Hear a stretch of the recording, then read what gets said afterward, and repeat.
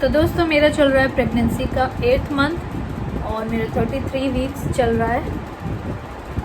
और आज था मेरा बहुत ही इम्पॉर्टेंट टेस्ट था जो कि था colour Doppler with growth scan. तो उसमें बताते हैं कि आपके बच्चे की ग्रोथ कैसी हुई है और कलर डॉपलर में शायद उसका ब्लड फ्लो चेक किया जाता है कि अच्छे से उसके सारी बॉडी में ब्लड फ्लो हो रहा है कि नहीं हो रहा है, हार्ट में, लंग्स, हर जगह पे, हार्ट में, किडनी में, हर जगह पे ब्लड फ्लो सही है कि नहीं। तो वो टेस्ट था आज। उसमें भी टाइम लगता है, मेरे ख्याल से 20-25 मिनट तो लगते ही हैं।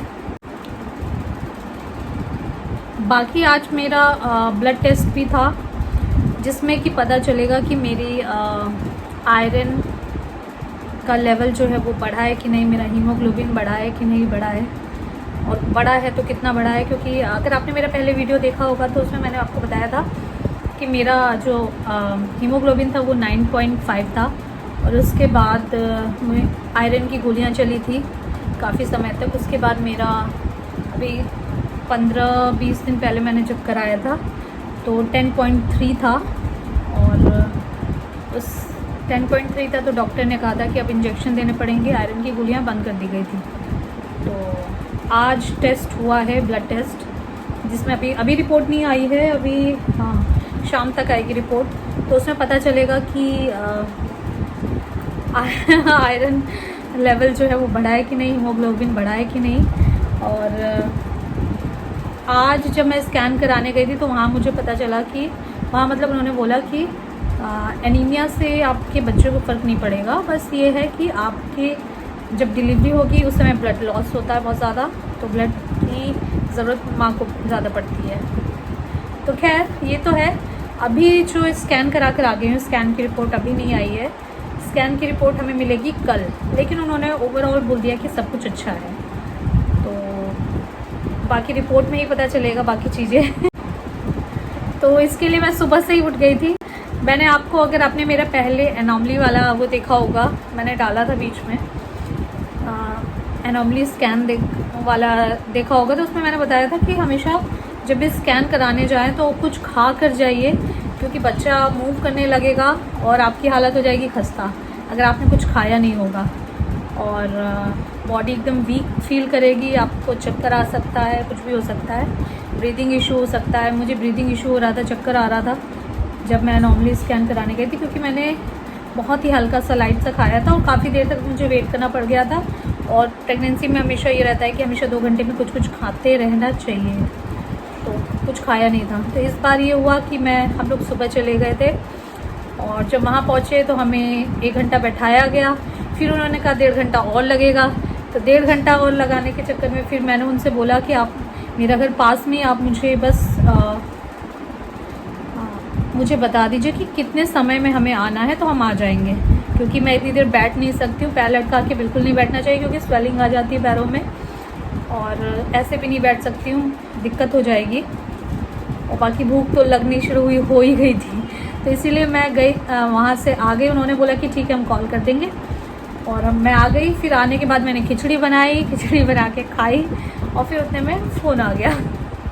फिर उसके बाद मैं काफ़ी रिलैक्स थी। जब मैंने खा पी लिया था तो मैं रिलैक्स थी कि अब लगाना है, 2-4 घंटे तो लगा लो, मुझे फ़र्क नहीं पड़ रहा। तो खैर फिर गए और फटफट हो गया, सारा खाली पड़ा हुआ था। जब हम सुबह गए थे तो इतनी भीड़ थी कि कोई बैठने की जगह नहीं थी। और एक तो जब स्कैन होता है तो बहुत सारे, किसी एक का स्कैन था तो 4 लोग आके बैठे हुए हैं, तो सीट भी नहीं थी, कोई उठ नहीं रहा था, और सबसे ज़्यादा प्रेग्नेंट मैं ही दिख रही थी। क्योंकि सबका पेट बहुत हल्का दिख रहा था, मेरा बहुत बड़ा दिख रहा था, क्योंकि ऑब्वियसली अब ज़्यादा समय नहीं बचा है। बाकी का मेरे ख्याल से चल रहा होगा, 2-4 मंथ चल रहा होगा, मेरा 8th मंथ चल रहा है। तो खैर बाकी ओवरऑल बता दिया, जो वहाँ पे चेक करते हैं उन्होंने बता दिया कि हाँ सब कुछ अच्छा है, और रिपोर्ट तो कल ही आएगी, तो कल ही बता पाऊँगी। और ये ब्लड टेस्ट वाली रिपोर्ट भी शाम में आएगी, तो शाम में बताऊँगी। अब देखते हैं, ये वाली वीडियो अगर मैं पहले डाल दूँगी तो फिर कल के वीडियो में ही बता पाऊँगी कि ब्लड टेस्ट में क्या आया। खैर अगर आप मुझसे कुछ पूछना चाहते हैं तो मुझे कमेंट करके बता सकते हैं। और कमेंट कर सकते हैं, मैं रिप्लाई कर दूँगी, या फिर मुझसे इंस्टा पे कांटेक्ट कर सकते हैं, इंस्टा पे भी कनेक्ट कर सकते हैं। बाकी अभी तक चैनल को सब्सक्राइब नहीं किया तो सब्सक्राइब कर दीजिए दोस्तों, जल्दी से कर दीजिए। मैं चाहती हूँ दिवाली तक मेरे एटलीस्ट 10,000 तो हो जाए। यार दोस्तों कर क्या रहे हो आप लोग, सब्सक्राइब नहीं कर रहे हो, वीडियो देखते हो पर सब्सक्राइब नहीं करते हो ऐसा मत करिए, मैं बहुत मेहनत करती हूँ, फिर मेरा मोरल डाउन हो जाता है कि भाई रहन दो मत करो क्या फ़ायदा।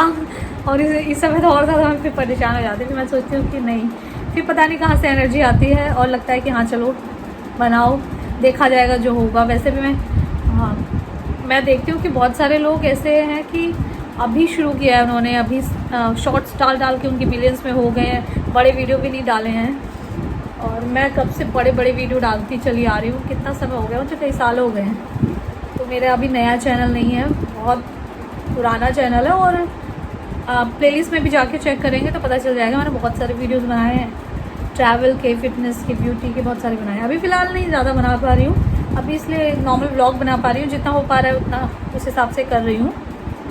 और अभी 33 वीक चल रहा है, तो उस हिसाब से मूवमेंट मैं करती रहती हूँ, मतलब मैं वॉक वगैरह करती रहती हूँ। दिन के मैं कोशिश करती हूँ कि 8 से 9,000 स्टेप्स कंप्लीट करूँ, तो इसलिए वॉच पहन के रखती हूँ पूरा दिन। बाकी उससे मुझे काफ़ी फ़ायदा मिलता है, वरना मैं बिल्कुल भी एक्टिव नहीं रह पाती। वॉक से फ़ायदा मिलता है, उसकी वजह से, शायद उस वजह से मेरे को अभी तक बैक एक नहीं हुआ है।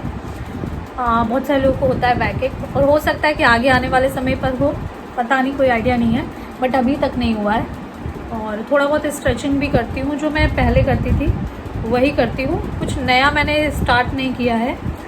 क्योंकि पहले अगर आपने मेरे वीडियोस देखे होंगे तो मैं काफ़ी फिट रहा करती थी, तो जितनी मुझे मेरे ऐसा बोलते हैं कि जो आप शुरू से करते आ रहे हो, अगर वही चीज़ करोगे तो कोई आपको नुकसान नहीं होगा, तो मैं उसी लेवल का ही करती हूँ, तो ज़्यादा कुछ नहीं करती हूँ। बाकी मुझे लगता है कि अगर आप प्रेग्नेंट हैं, शुरुआत के समय में भी हैं, तो आपको एक्टिव रहना चाहिए।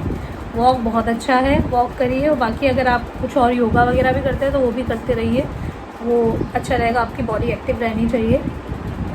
और अभी भी मैं खाना वाना सब कुछ अपना सारा काम करती हूँ। बाकी जो चीज़ खानी चाहिए वो बिल्कुल मिस मत करिए, मैं नहीं करती हूँ, सारी चीज़ें खाती हूँ। और बाकी ब्लड बढ़ाने वाली चीज़ें भी खाती हूँ, ड्राई फ्रूट्स वगैरह भी खाती हूँ सोक करके, तो उससे एनर्जी भी मिलती है। और जब भी आपको लगे कि आप बहुत थक रहे हो तो उसी समय आराम करिए, बिल्कुल भी प्रेशर नहीं डालना है। मुझे ये मालूम है कि जब मुझे लगता है कि हाँ बस अब बॉडी बोल रही है कि नहीं अब आराम चाहिए, तो आराम करो।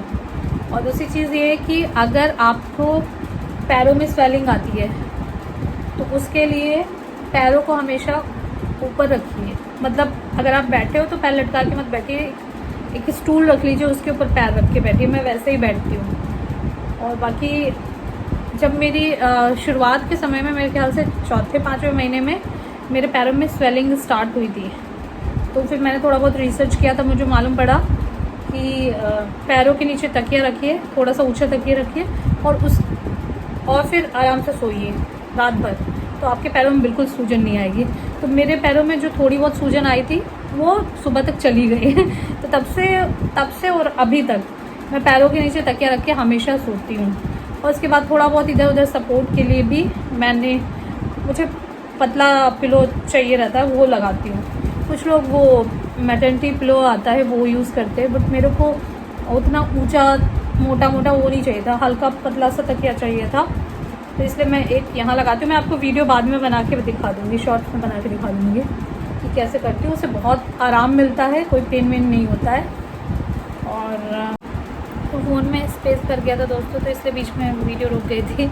एनीवेज, तो थोड़ा बहुत जितना भी मुझे याद आया मैंने बता दिया, अगर कुछ पूछना है तो आप कमेंट करके पूछ सकते हैं। एनीवेज, चलिए फिर इस वीडियो को यहीं पे एंड कर देती हूँ। और पता नहीं कितना बड़ा वीडियो हो गया, मेरे फ़ोन में स्पेस भी नहीं है थी, पहले ये वीडियो बनेगा उसके बाद ही कुछ आ पाएगा तो चलिए फिर मिलते हैं कल नई वीडियो के साथ। और कल की वीडियो में शायद कल ही की वीडियो में फिर शेयर कर दूँगी, शाम तक आएगी रिपोर्ट। कल की वीडियो में मैं ब्लड टेस्ट वाली रिपोर्ट के बारे में बता दूँगी और डॉपलर और ग्रोथ स्कैन जो है उसके बारे में बता दूँगी कि उसमें क्या रहा। चलिए फिर मिलते हैं कल एक नई वीडियो के साथ। तब तक हंसते रहिए, मुस्कुराते रहिए, खिलखिलाते रहिए। Okay bye, love you all.